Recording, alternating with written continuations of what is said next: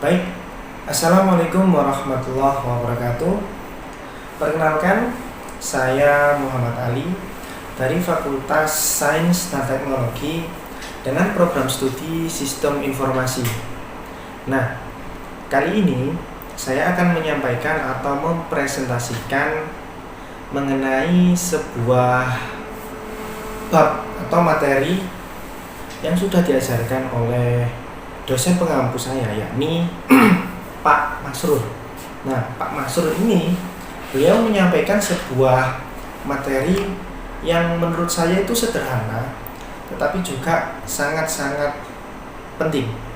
Nah, yakni materi apa? Mengenai kriptografi. Nah, saya sebagai mahasiswa disuruh memilih dari berpuluh-puluh materi, memilih salah satu mengenai materi tersebut dan akan mempresentasikannya. Oke, kali ini saya memilih materi mengenai SSL atau kita bisa sebut sebagai Secure Socket Layer. Nah, apa sih Secure Socket Layer ini? Oke, kita lanjut masuk ke presentasi saya ini. Sudah saya rangkum ke dalam sebuah PPT dengan berbagai referensi tentunya. Misalnya dari Rinaldi Munir, dari Wikipedia, dan masih banyak lagi. Oke, tanpa berterus panjang lagi, kita langsung ke lainnya. Oke, slide pertama yakni mengenai SSL yang bisa kita sebut secara sederhana seperti itu, teman-teman. Oke, nah SSL itu apa sih? Nah, dari sumber yang saya baca, saya menyimpulkan yakni SSL adalah sebuah website untuk membangun sebuah koneksi yang aman. Maksudnya aman itu yang gimana? Nah, maksudnya yang aman itu yang terenkripsi dari gangguan pihak ketiga. Contohnya dari kejahatan dunia maya atau biasanya itu hacker kita sebutnya seperti itu, teman-teman. Koneksi yang aman yang terenkripsi antara web server atau website dengan klien browser. Nah, maksudnya apa? Jadi klien server, klien itu maksudnya kita. Contohnya ketika kita mau membuka sebuah toko online, kita mengetik. Nah, yang kita lakukan itu bisa kita sebut menjadi klien. Nah, untuk servernya itu apa? Servernya itu ketika kita sudah mengetik di HP ini, terus kita menuju tampilan website. Nah, itu yang namanya server. Oke, kita lanjut. Client browser atau mail server dengan mail client, sehingga koneksi antara klien server dapat berjalan secara aman dari pihak lain yang tidak berkepentingan.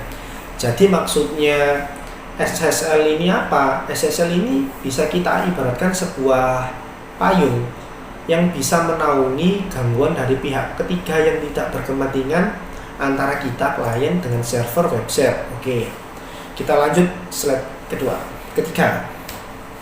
Nah, di sini saya menjelaskan, setiap kali seseorang pengunjung web mengunjungi situs yang menggunakan teknologi SSL, website akan menciptakan sebuah link. Link ini yakni link yang terenkripsi. Misalnya ketika kita browsing itu kan belakang link tersebut ada kombinasi entah itu huruf, angka, tanda petik, simbol. Nah, itu yang namanya enkripsi. Jadi sehingga sebuah orang yang tidak berkepentingan atau pihak ketiga tidak bisa meniru atau mengakses link yang kita jelajahi. Oke. Website akan menciptakan sebuah link yang terenkripsi antara sesi browser, maksudnya kita klien, dengan web server, maksudnya website. Oke. Jadi SSL adalah sebuah standar industri atau protokol untuk komunikasi web yang aman dan digunakan untuk melindungi jutaan transaksi. Kebanyakan transaksi yang kita lakukan di internet itu dilindungi dengan yang namanya SSL atau kita bisa sebut Secure Socket Layer.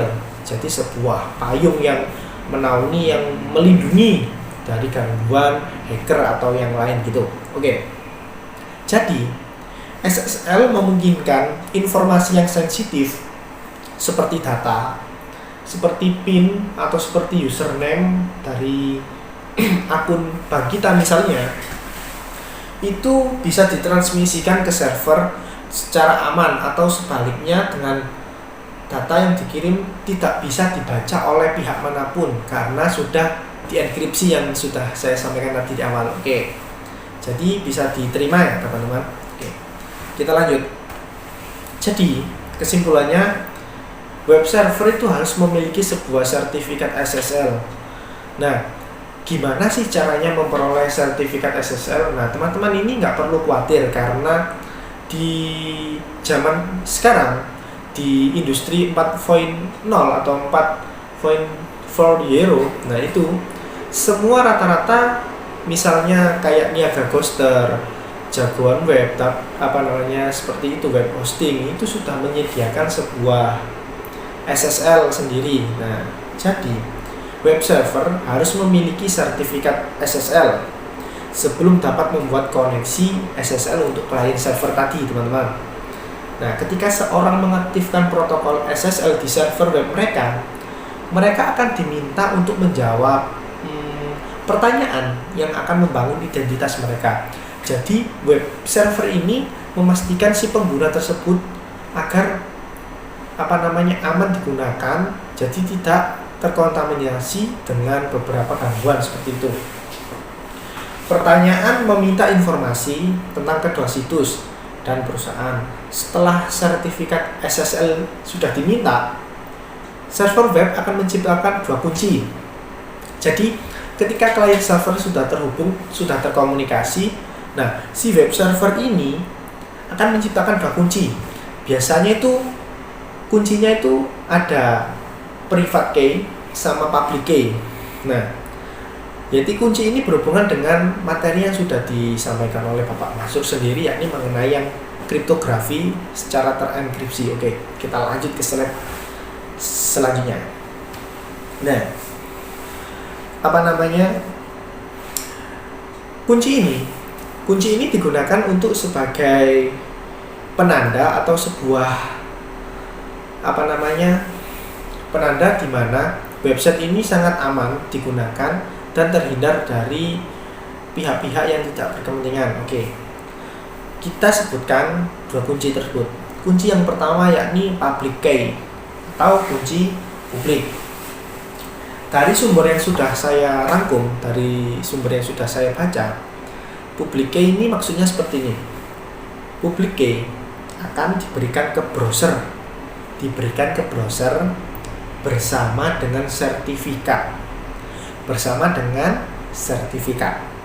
Ketika koneksi terenkripsi, secure connection atau koneksi aman antara browser, nah seperti yang saya jelaskan tadi, antara browser dengan server yang terbentuk. Nah, public key ini akan digunakan oleh browser untuk mengenkripsi atau mengamankan data yang akan dikirim ke server. Jadi, kunci public ini atau public key ini akan mengamankan browser yang akan dituju atau data yang akan dikirim ke server.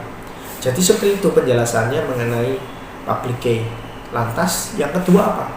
Yang kedua ini private key, kunci private. Nah, kunci private sendiri maksudnya ini seperti ini. Private key ini seperti yang sudah saya rangkum akan digunakan oleh server, untuk mengenkripsi informasi, dari browser. Jadi browser ini akan mengenkripsi sebuah informasi sehingga pengguna akan menjadi semakin aman.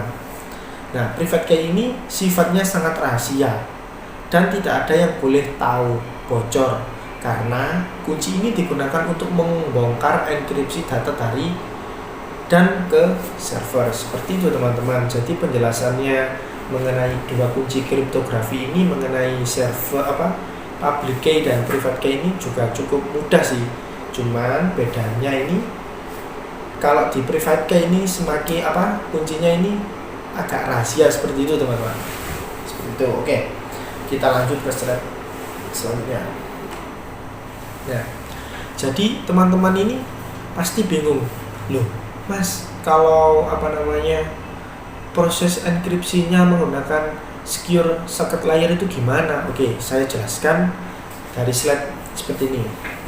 Pertama, klien atau browser seperti yang sudah saya jelaskan tadi akan meminta koneksi ke SSL, misalnya SSL Hello. Nah, ini juga sudah disampaikan oleh Pak Masrur lewat PPT yang dibuat oleh Bapak Rinaldi Munir. Kita buka aja, nggak apa-apa. Nah, seperti ini. SSL beroperasi dengan protokol, tapi tetap juga saya akan merangkumnya seperti ini. Nah, jadi yang pertama, klien browser meminta koneksi ke SSL, misalnya SSL Hello. Nah, yang kedua ini server. Nah, ketika kita klien sudah meminta koneksi, nah, server akan membalas. Membalasnya itu gini. Server akan membalas permintaan dengan mengirimkan SSL sertifikat yang berisi public key. Nah, jadi server akan membalas permintaan kita, si klien atau si browser tadi, dengan mengirimkan secure socket layer sertifikat yang berisi public key. Nah, public key yang sudah saya jelaskan tadi. Oke. Yang ketiga, klien menerima dan memvalidasi keabsahan sertifikat yang dikirimkan oleh si server tadi, ngecek pihak CA yang menandatangani masa berlaku owner atau yang lain-lain seperti itu. Jadi gini, ketika browser meminta koneksi, server akan memberikan sertifikat, lalu klien sendiri atau browser sendiri akan memvalidasi keabsahan. Seperti itu. Lalu lanjut ke 4. Ketika sudah diperiksa atau memvalidasi keabsahan, si klien membuat symmetric encryption key atau kunci enkripsi simetris, atau juga bisa disebut dengan session key. Nah, dan mengenkripsi session key dengan public key yang ada di dalam sertifikat, lalu mengirimkannya lagi ke server. Nah, jadi si klien tersebut ini akan membuat sebuah session key atau kunci session yang akan digunakan lalu dikirimkan ke server lagi. Terus yang kelima, untuk deskripsinya, server akan mendeskripsikan dengan private key. Nah, jadi ketika public key sudah diberikan dan divalidasi keabsahannya, si server ini akan memberikan sebuah private key atau kunci privat data dari klien yang berisi simetris session key yang sudah saya jelaskan di nomor 4 tadi, dan menggunakan key tersebut atau menggunakan kunci tersebut untuk mengirim data dari server ke klien. Jadi ketika semua divalidasi, dienkripsi, lalu keabsahannya terjamin, maka si server akan memberikan data atau informasi ke klien tersebut. Seperti itu. Jadi koneksi SSL pun terbentuk. Nah, bedanya SSL atau secure socket layer dengan website yang biasa itu apa? Nah, teman-teman bisa dicoba. Sekarang buka browser, entah browser di HP atau di laptop. Ketika teman-teman masuk, ceklik tombol telusuri atau pencarian di awal dari website tersebut. Jika tulisannya HTTPS, itu berarti sudah aman karena sudah terdaftar dengan sertifikat SSL seperti yang sudah saya jelaskan sebelumnya. Tetapi ketika halaman tersebut hanya berisi HTTP, itu tidak aman. Contohnya seperti ini, slide dari Bapak Rinaldi Munir. Nah, seperti itu teman-teman. Di HTTP no encryption. Jadi ketika website tersebut hanya HTTP, tidak ada S-nya, itu non encryption, tidak ada enkripsi. Jadi data kita bisa saja dicuri atau bisa saja digunakan, atau orang yang tidak berkepentingan bisa saja melihat untuk pengunjung kita sebagai klien. Nah, tetapi di samping tersebut, ketika website tersebut ada HTTPS Secure Chips SSL Connection, maka bisa dijamin dari data yang kita minta ke server sebagai klien browser akan aman. Kenapa? Ada dua kunci yang melekat di tersebut, yakni public key dan private key. Oke, kita lanjut ke slide saya. Nah, ketika sudah, jadi dapat disimpulkan mengenai SSL, yakni SSL membangun hubungan yang aman antara dua soket, sehingga pengiriman pesan maksudnya kita klien ke website atau server itu, entitas dapat dijamin keamanannya. Itu yang pertama. Yang kedua, protokol SSL tidak bisa bekerja kalau tidak diaktifkan dahulu, biasanya dengan mengklik tombol yang disediakan di web server. Jadi di web server biasanya ada sebuah tombol mengenai SSL tersebut. Nah, yang ketiga, SSL bertindak sebagai protokol yang mengamankan komunikasi antara klien dan server. Sudah saya jelaskan tadi. Dan kesimpulan yang terakhir, yakni SSL atau Secure Socket Layer adalah protokol yang digunakan untuk browsing web secara aman. Oke, sedikit informasi. Just informasi untuk teman-teman. Di SSL sendiri, setahu saya ini ada mempunyai 2 sertifikat. Nah, apa sih sertifikatnya itu, apa aja? Oke, lanjut ke slide saya selanjutnya. Nah, sertifikat SSL dapat dibedakan menjadi 2 berdasarkan otorisasinya. Yang pertama yakni sertifikat Self-Section Certificate SSL. Yang kedua, Trust Certificate Authority Verification SSL.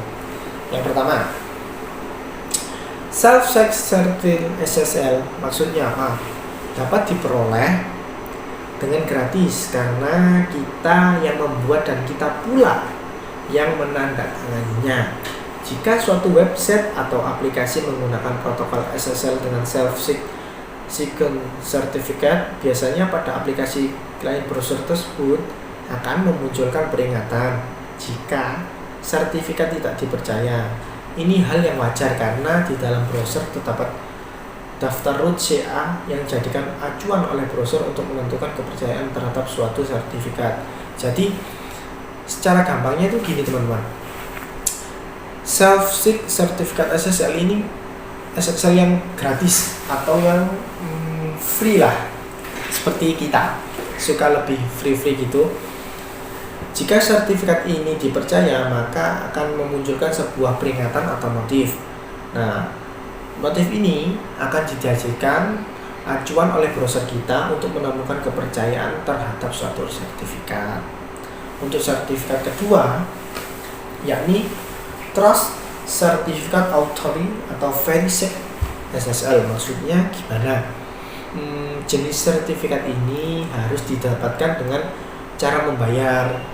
Jadi yang pertama tadi free atau gratis, yang kedua ini membayar ataupun menggunakan layanan open source seperti Let's Encryption yang memberikan sertifikat secara gratis dan terpercaya dan sudah terdaftar di beberapa situs resmi internet di dunia. Jadi seperti itu teman-teman, sedikit info mengenai pembedaan sertifikat SSL. Nah, kita bisa bahas lebih luas. Makanya kenapa di mata kuliah lain selain mata kuliah di Pak Masrur ini mengenai kriptografi ini, di mata kuliah lain contohnya di mobile programming yang diampu oleh dosen Pak Ansori itu mewajibkan para mahasiswanya menggunakan hosting yang dimana hosting ini itu aman karena yang dibutuhkan di pemrograman mobile programming itu sebuah hosting di mana untuk mengkonfigurasi pemrograman yang ada di Android. Jadi bisa disimpulkan untuk teman-teman yang masih memiliki hosting yang gratisan atau yang berbayar tetapi tidak ada sertifikat SSL ini, otomatis akan ditolak oleh mobile programming yang digunakan Android karena Android itu membaca sebuah website itu aman tidaknya. Jadi saya sarankan untuk membuat hosting atau memakai hosting yang ada secure SSL-nya ini. Maksudnya secara gampangnya itu alamatnya itu HTTPS bukan HTTP aja, seperti itu. Itu saran saya untuk mata kuliah lain. misalnya programming. Oke, kita lanjut. Jadi teman-teman itu bingung, kenapa sih kita harus pakai SSL, kenapa sih kita harus pakai secure circuit layer. Nah, saya sudah merangkumnya dan saya sudah mengutarakan sebuah pikiran saya melalui slide ini. Jadi alasannya gini. Alasan utamanya mengapa harus menggunakan SSL adalah untuk menjaga informasi sensitif selama dalam proses pengiriman melalui internet dengan cara dienkripsi. Itu yang sudah saya jelaskan di awal.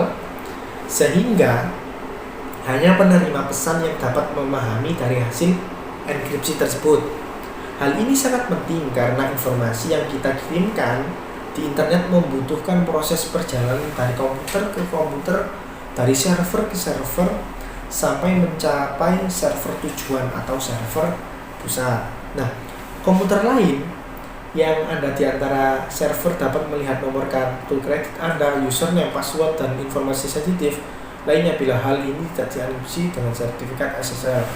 Jadi gini teman-teman, alasan utama itu ketika kita menggunakan SSL, jadi data itu bukan hanya melalui satu server saja. Jadi ketika kita minta informasi ke server, kita sebagai klien, itu informasi kita akan berpindah dari komputer ke komputer. Nah, fungsinya SSL ini ya di situ. Jadi untuk menjadi payung atau menjadi benteng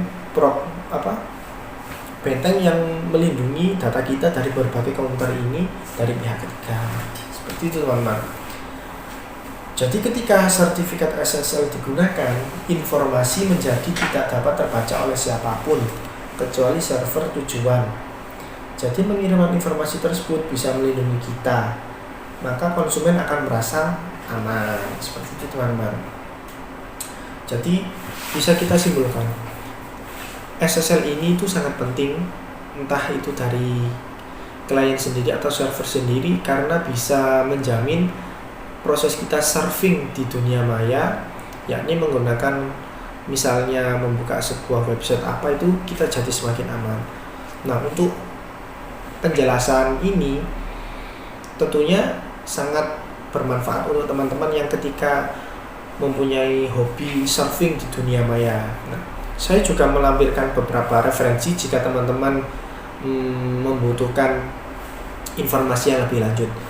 Bisa lihat di slide saya, bisa ada di Rinaldi Munir, ada juga di panduan pengertian SSL, ada juga di Hostinger, ada juga di Dewa Web, dan masih banyak lagi.